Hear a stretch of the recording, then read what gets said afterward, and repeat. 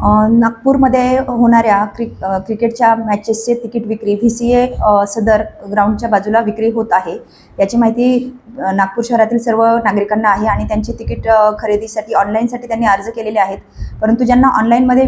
Ticket मिळत नाही आहे असे लोक VCA ग्राउंड येथे येऊन फिजिकली तिकीट खरेदी करण्याचा प्रयत्न करत होते आणि त्या ठिकाणी नागरिकांची खूप गर्दी होत असल्याने सदर पोलीस स्टेशन येथील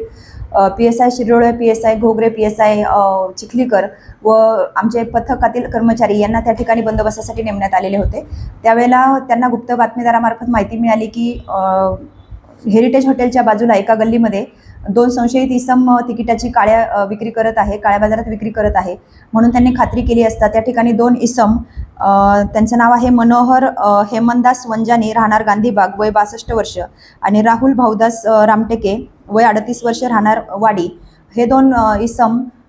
3,000 रुपयाचं तिकीट 6,000 रुपयामध्ये आणि 8,000चे तिकीट 2,000 रुपयामध्ये जास्त दरामध्ये नेहमीच्या दराच्या पेक्षा जास्त दराने विक्री करत असल्याचे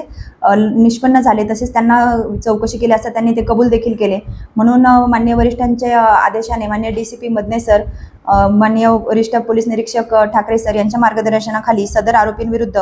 भारतीय न्याय संहिता कलम 318, 319 आणि 62 अन्वये गुन्हा नोंद करण्यात आलेला आहे आणि ह्या 2 आरोपींकडून 4 तिकीट जप्त करण्यात आलेले आहेत।